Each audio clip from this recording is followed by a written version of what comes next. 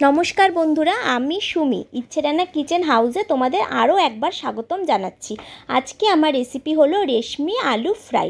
রোজ রোজ রুটির সাথে আমরা কি দেবো সেটা ভেবে পাই না, তো এটা একবার তোমরা ট্রাই করে দেখতে পারো। এটা আলু ভাজাটাকে আমি একটু নতুনভাবে, একটু অন্যরকমভাবে করার চেষ্টা করেছি। ঠিক আছে, এটা কিন্তু গরম ভাতেও খেতে খুব ভালো লাগবে। চলো দেখে নিই এতে কী উপকরণ লাগবে। এতে লাগবে আমার আলু, যেটা আমি আগে থেকে কেটে ভিজিয়ে রেখেছি। এছাড়া লাগবে আমার ক্যাপসিকাম কুচি। এখানে আমি গ্রিন কালারের ক্যাপসিকাম অর্ধেক কুচি করে নিয়েছি। ঠিক আছে, এছাড়া আমি রেড কালারের ক্যাপসিকাম অর্ধেক কুচি করে নিয়েছি। এছাড়া নিয়েছি একটা মাঝারি সাইজের পেঁয়াজ, যেটা কুচি করে নিয়েছি। এছাড়া নিয়েছি কারি পাতা, যেটা হালকা তেলে ফ্রাই করে নিয়েছি। এছাড়া নিয়েছি কিছু ভাজা বাদাম, আর কিছু নিয়েছি 4-5টা কাঁচা লঙ্কা, যেটা কুচি করে নিয়েছি। এছাড়া লাগবে আমার একটা ডিম। ঠিক আছে, এবার চলে আসি রান্নায়। প্রথমে আমি 1 চামচ মতো তেল কড়াইতে গরম বসিয়ে দিয়েছি। তেলটা গরম হয়ে গেলে আমি যে ডিমটা ফেটিয়ে রেখেছিলাম সেটা এখানে দিয়ে দেবো। ঠিক আছে, দিয়ে দেওয়ার পরে না এটা ভালোভাবে ঝুরি করে নিতে হবে। ঠিক আছে, তোমরা খুন্তির সাহায্যে ভালোভাবে নেড়ে চেড়ে এটা একটা ঝুরি বানিয়ে নেবে। ঝুরি বানিয়ে এটা একটা প্লেটে তুলে নেবে।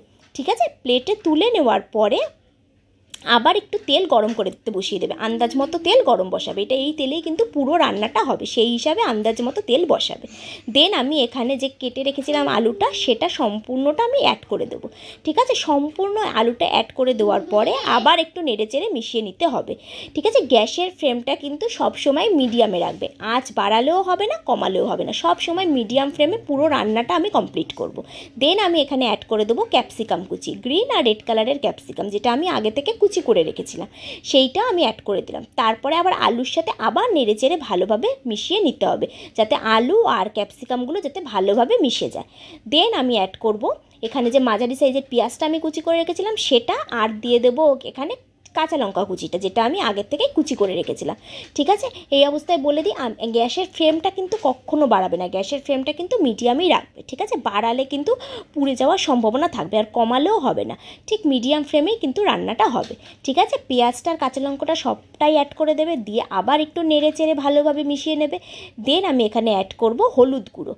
ঠিক আছে, হলুদ গুঁড়ো তোমরা তোমাদের স্বাদ মতন কিন্তু অ্যাড করে দেবে। মিশিয়ে নেওয়ার পরে এখানে আমি স্বাদ মতন হলুদ গুঁড়ো দিয়ে দিলাম।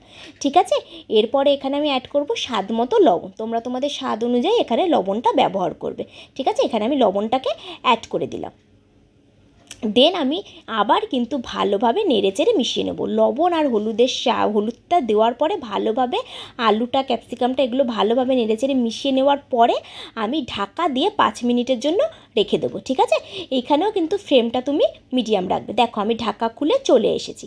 ঠিক আছে, এরপর আমি দেখিয়ে দিচ্ছি। দেখো আমার আলু ক্যাপসিকামগুলো ভালোভাবে সেদ্ধ হয়ে গেছে। একটা কাঁটা চামচের সাহায্যে আমি তোমাদের তুলে দেখিয়ে দিচ্ছি। দেখো আমার কিন্তু আলু ক্যাপসিকাম পুরো সেদ্ধ হয়ে গেছে। ঠিক আছে, এই অবস্থায় এখানে আমি অ্যাড করে দেবো ডিম ঝুরিটা। ঠিক আছে, যেটা আগের থেকে আমি ডিমটা ঝুরি করে রেখেছিলাম, সেই ডিম ঝুরিটা কিন্তু আমি এখানে অ্যাড করে দেবো। দেন এখানে আমি অ্যাড করে দেবো বাদাম আর কারি পাতাটা, যেটা আমি আগের থেকে ফ্রাই করে রেখেছিলাম। তারপরে আবার নেড়েচেড়ে ভালোভাবে মিশিয়ে নেব। ঠিক আছে, এটা কিন্তু নেড়েচেড়ে যখন মেশাবে, গ্যাসের ফ্লেমটা কিন্তু মিডিয়ামই রাখবে, বাড়াবে না। দেখো আমার রান্নাটা কিন্তু প্রায় শেষ। ঠিক আছে, এবার একটা প্লেটে সার্ভ করে আমি তোমাদের দেখিয়ে দিচ্ছি। প্লেটে সার্ভ করে দেখিয়ে দিলেই কিন্তু তোমরা বুঝতে পেরে যাবে আমার রেশমি আলু ফ্রাই সম্পূর্ণ রেডি। দেখো আমি তোমাদের সার্ভ করে দেখিয়ে দিলাম, আমার রেশমি আলু ফ্রাই সম্পূর্ণ তৈরি। কি বন্ধুরা, কেমন লাগলো আমার এই রেসিপিটি? যারা একদম শেষ অবধি চলে এসেছো দেখতে দেখতে রান্নাটা, তাদের উদ্দেশ্যে বলছি, যদি আমার এই রান্নাটা একটু হলেও তোমাদের ভালো লেগে থাকে, তাহলে প্লিজ আমার চ্যানেলটাকে একটু সাবস্ক্রাইব করে দিও। আর কেমন লাগলো অবশ্যই কমেন্ট সেকশানে জানাবে। ঠিক আছে,